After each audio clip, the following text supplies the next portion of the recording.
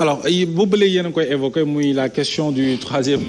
mandat honorable Sanoussi dañuy def transition ñëw ci foofu alors ci conseil des ministres décentralisé bi à Thiès Idrissa Seck dafa am kàddu yu mu yëkkati kàddu rafetlu li fi président de la République def ba noppi waaye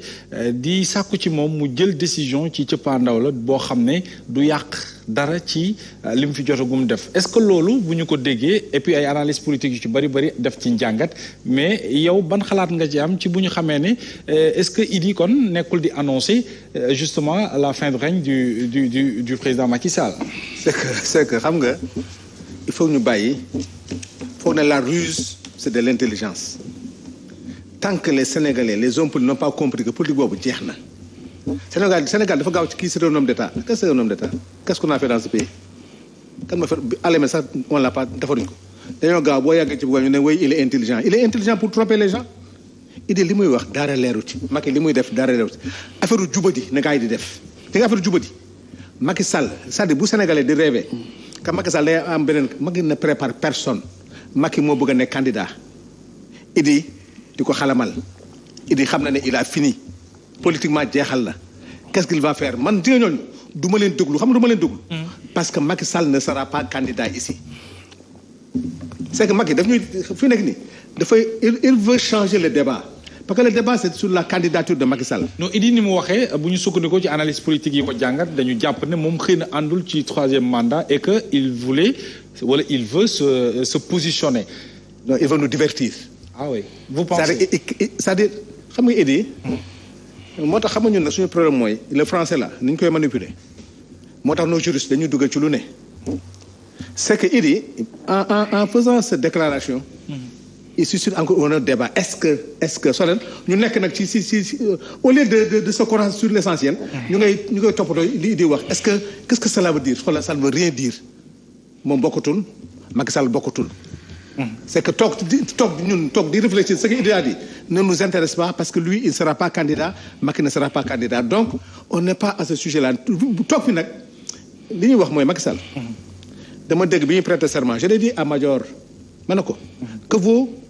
la prestation d'un serment temps yi ñu ngi jógaat ci levée de couleur éducation civique xale yi bu ñu leen jàngalee ne fen garaawul waxet garaawul ngay suba nga naan levée de couleur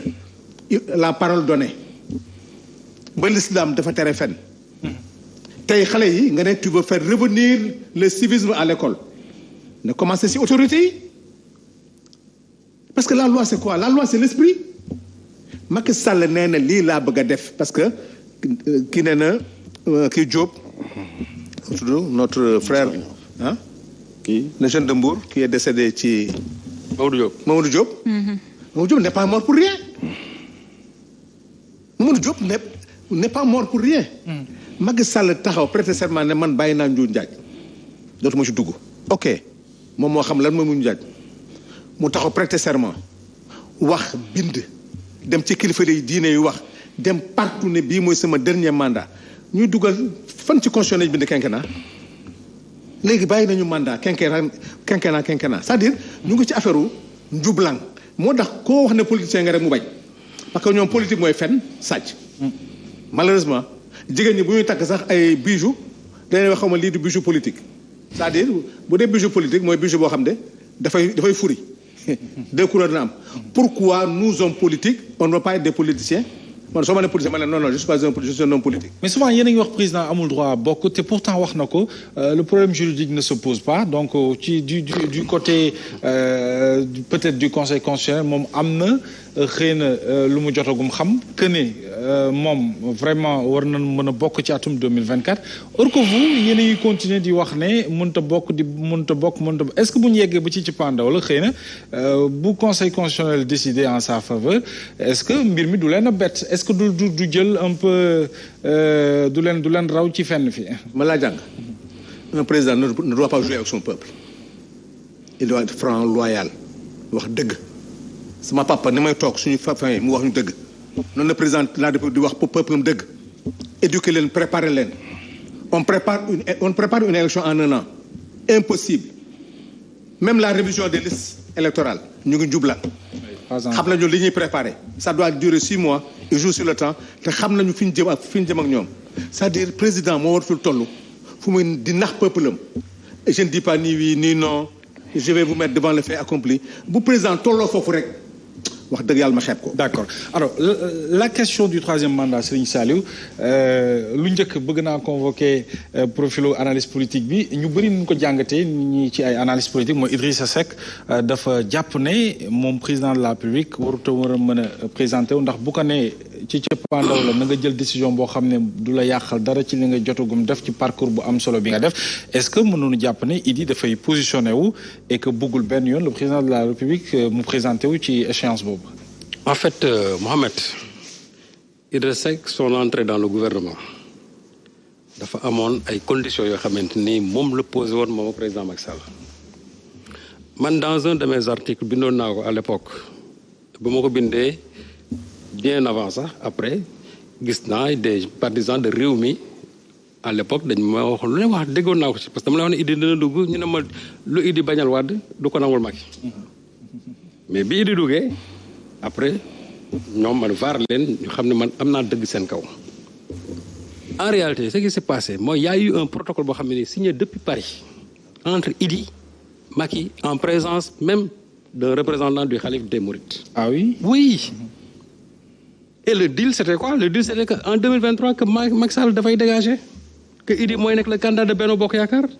Donc ni ko Sanoussi waxee. dafay mel ni scénario. mais moom laa la wax te l'une des exigences à l'époque de Idi xam nga c'était quoi? Oui. Que ñi nga xamante ni yëpp ils avaient des prétentions sur le fauteuil en 2024 nañ dégagé. Comment tu peux expliquer Aly Ngouille Ndiaye ñu dégagé ko. dégagé Matar Cissé dégagé Amadou Ba Mimi Touré ñu dégagé ko mais en même temps aussi Omar Youm ñu dégagé ko alors que ñooñu lañ doon wax ne ñoom de tout temps ñooñu ñoo amoon des vues sur le fauteuil présidentiel. Pourtant ce n'était pas les ministres les pires ministres hein. Oui. Mais loolu c'était une des exigences. Donc il fallait ñooñu déjà ñu écarter leen et Macky a comment dire satisfait les besoins de Idi. am na ay directions yoo xamante ni aussi il se devait de les partager d'ailleurs même la direction du COUD c'était dévolu à un des partisans de Idi mais Macky aussi en fait politicien mu commencé ay mbiram ay manœuvres am finalement avec le temps parce que aussi je crois que affaire bi marché de dub la marché moo sant rek ku nekk ñoom ñaar xam nga ne Idi n'aime pas Macky Sall n'aime pas Idi. L'histoire est là. Ça c'est évident. En 2004 bi ñuy def la mise en accusation de Idrissa Seck mais Macky Sall moo taxoon devant les représentants diplomatiques def loolu wane ne kii du nitu dara Idrissa Seck loolu mosu koo bal Macky Sall Idrissa Seck n'oubliez pas que Macky Sall avant muy nekk dara Idi Macky Sall lañ ko njëkk a yabal. ne ko pour mu recevoir ko ba mu koy recevoir bureau pratiquement daf ko fa bàyyi à l'époque Macky Sall sax il se disait que même su amul sax poste directeur adjoint sax bëgg na li may wax ñoom Farba Senghor ay seede lañ ci donc pour dire que entre les deux là quand même c'est le je t'aime moi non plus. Et qu'est-ce qui s'est passé entre-temps parce que yaa ngi wax ne peut-être protocole amoon na. waaw mais qu'est-ce qui s'est passé entre-temps. ba tey ku jéggi mënta gëm. ne Macky Sall warul mën a. warul parce que le problème qui se pose aujourd'hui. mais Macky il appartient à un parti politique l'APR. Bien sûr. Vous pensez réellement que ak APR ñoom aussi ni ñu sonnee seen parti bi yëpp dinañ xëy lépp ñu jël ko yàqal ko Idrissa Seck mais loolu waru ko sax yaakaar te il est question que très prochainement que Idi aussi se retire pour annoncer sa candidature parce que moom ay ñooñam ci boppam dañ ko pousse pour wax ne ko yow même 2024 bu dul am dara aussi mais da nga war a présenter wu parce que tu es un homme politique. Bon maintenant ces formules ésotériques là tourner autour du pot gis nga yooyu yëpp bu dul jël la rek lenn moo mën a am maa ngi ci biir je me retire je me présente tu n'as pas le droit de te présenter. Très bien mu leer. alors su fekkente ne nag mënul loolu. na kon ne topp ci ginnaaw Macky Sall sinon mu soutenir sa candidature parce que ce qui est sûr et certain mooy moom bés bu annoncé ne day génn dina am ñoo xam ñoom ñu ànd ak moom. ñoom du ñu génn ñoom déjà ñoom loolu c'est clair. am ñoo xam ñoom seen i bagage moom déposé nañ ko ba pare ñoom du ñu génn topp Idi loolu moom c'est clair parce que nag Idi aussi moom si wàllu boppam ci flou artistique bi mu nekk moo ko indil boppam gis nga un leader politique da ngay assumer wu et Macky ba muy woo Idi aussi c'était dans l'intention d'affaiblir davantage l'opposition parce que se disait que Idi mii am na 20% moom amoon nañ xaw ma tant pour cent bu ko jëlee boole ko ñoom xam nga d'ailleurs sax calcul boobu lañ defoon parce que Idi ba mu ñëwee lu mu wax Macky Sall mu ne ko déjà toi tu as je ne sais pas tes 60% moi j'ai mes 20 donc boo boolee ça fait 85% ñoom calcul boobu lañ defoon. mais les locales ont démenti ça. les législatives ñëw encore gën a démentir xam ne ce mburoog sow là n'a pas quand même pris forme. malheureusement c'est que ñoom ils ont fait une sommation une addition. mais politique du ay addition noonu. et pourtant il a dit le contraire en venant à Thiès wax na ne mburoog sow bi. waaw mais mburoog sow bi xam nga ne mburoog sow bi doxul ñoom xam nañ ko. ñoom xam nañ ne mburoog sow bi doxul parce que mburoog sow bi su doxoon. mais qu'est-ce qui explique la défaite au local d'abord. Idi qui a été vraiment le pilier de Thiès. lan mooy expliquer encore la défaite aux législatives encore. D'accord. et puis là où vraiment je dis que Macky Sall xaw ma dafa bëgg ko nax wala aussi moom. je ne sais pas encore day jëm a parce que ñu ne mobilisation bu mel ni mos fa am waaw mais président bi du ne yéen lii fan lañ nekkoon ci local yi lii législative yi fan lañ nekkoon lii ngeen ma indi nii tey lan moo tax sotti lu leen ma ko mais parce que aussi c'est la grande question non c'est même pas une question xamul tax parce que des cars ont quitté Thiès du moins ont quitté Dakar des cars ont quitté le Fouta, des cars ont quitté Kaolack, des cars ont quitté de tous les coins du Sénégal pour aller remplir Thiès. loolu aussi xam nga ñoom xam nañ loolu. et puis li gën a métti mooy voilà des gens qui se tournent autour du président chaque jour ñuy toog di ko nax président bi di teg bëtam ci loolu. gis nga un chef d'État da ngay toll foo xamante ne nii dootoo sax xool les couleurs partisanes. bu fekkente ne réellement bu doon tey tournée économique te loolu nag gis nga mën na cee dem am ci ndam su demoon daal ne bu ma kenn topp ànd ak samay technicien dugg ñu gis ko guddeeg bëccëg muy sol mbaxanaam di wàcc di dem ak a ñëw je vous assure gain politique bi mu ciy am parce que Sénégal dañ ne kii au moins nañ ko jël au sérieux. Très bien. mais bu fekkee ne dañ ne na ngeen ko jëlee ginnaaw Lat Joor di ko tertu fexe leen ba président bi def 2 heures 3 heures de temps ci yoon bi ñu ne président mënul ñëw ndax nit ñu bari. mais finalement il trompe qui. Très bien alors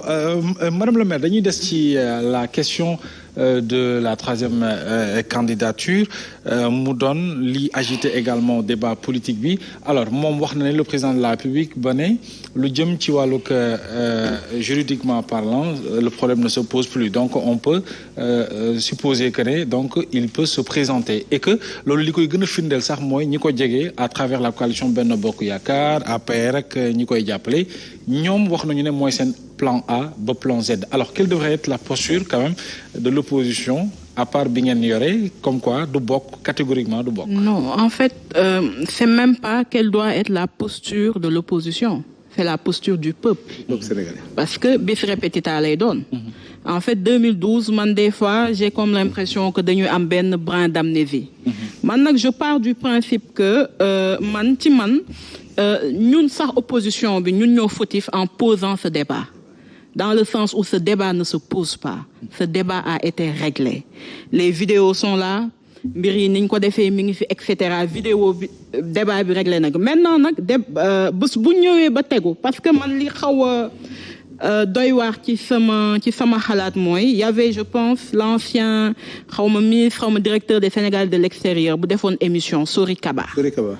Quand il a posé la question du 3e mandat, je pense que bi mu ñibbee deful une semaine wala un mois ñu dégommé ko.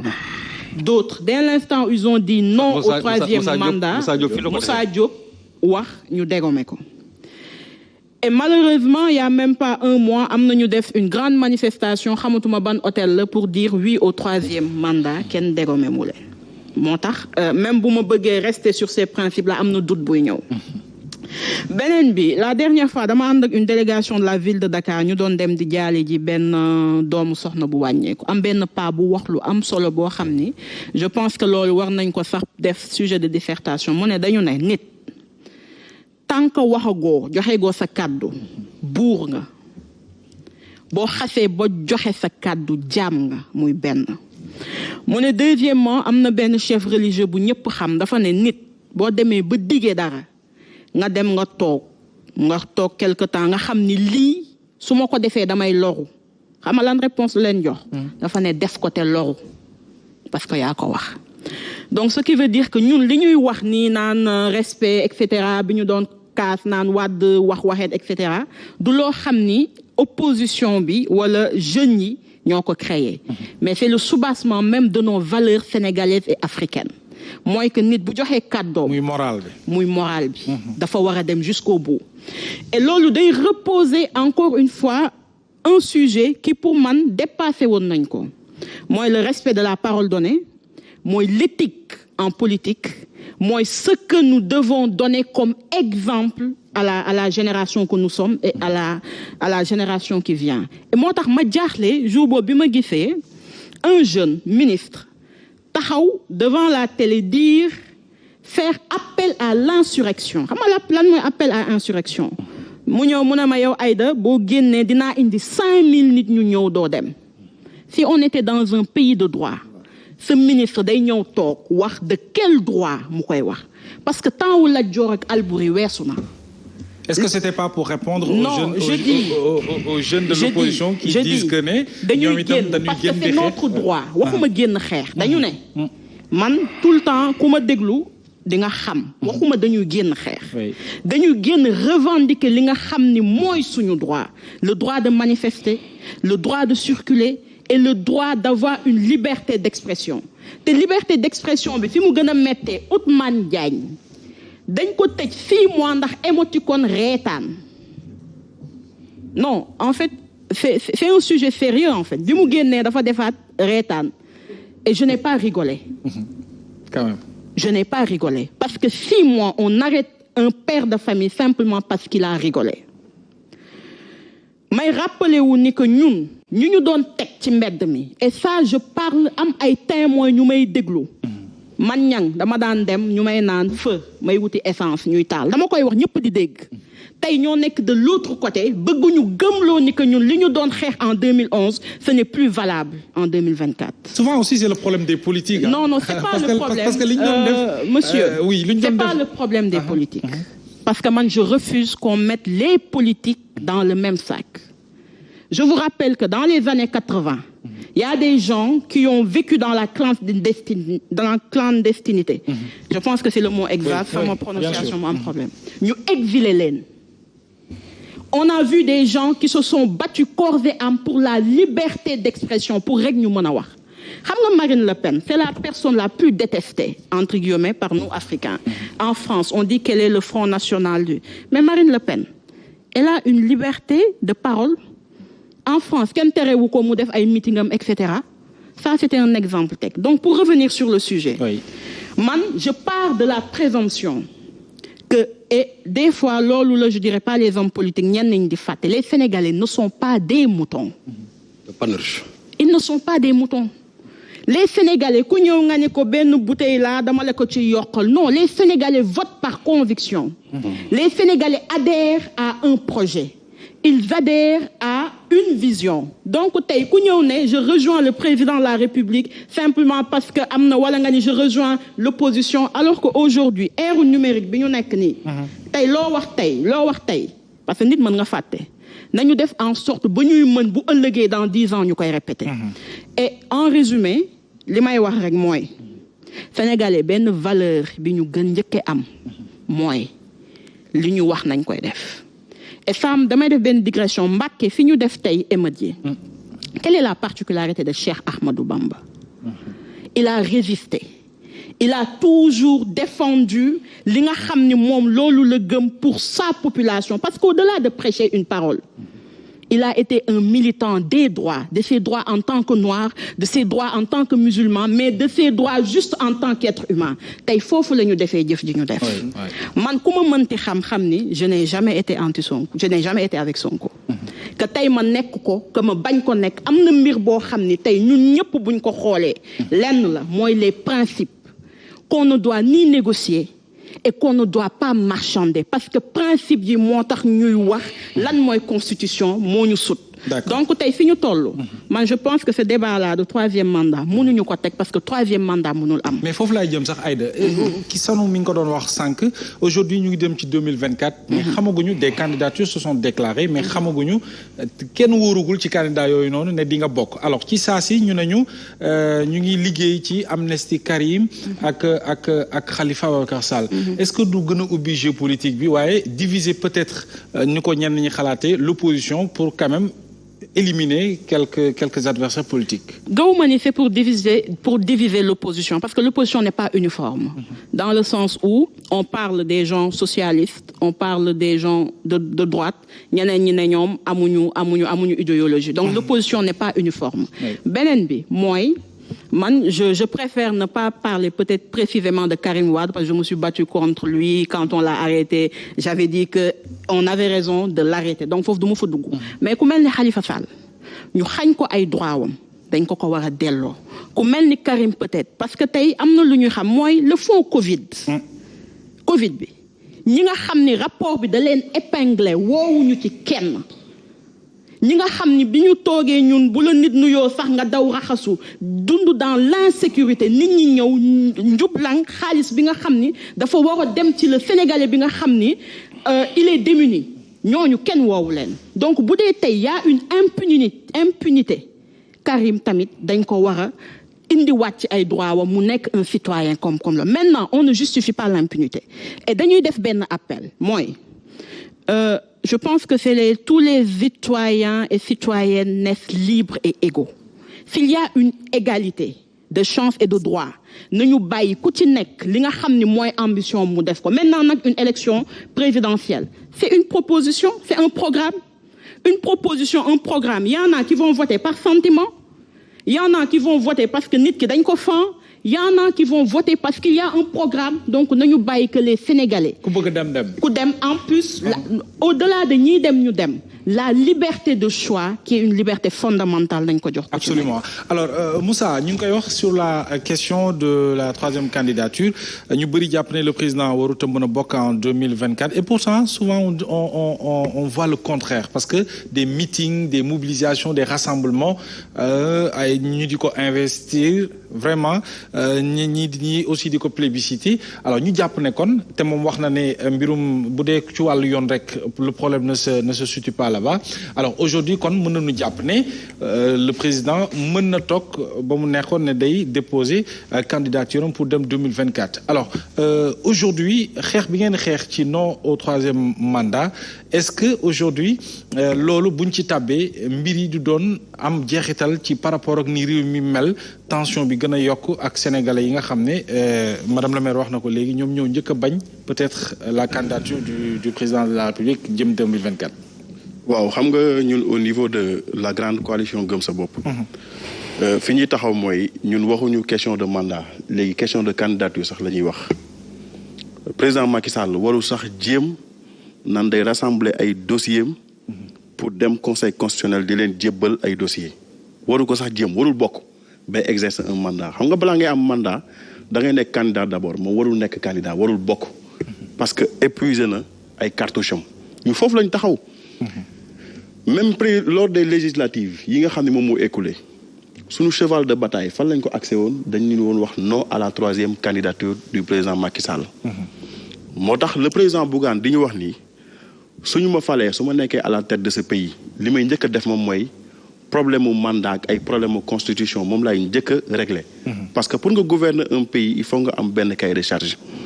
te constitution bi ñun ci suñu programme dañu wax ni dañ ko war a protéger de toutes les manipulations politiciennes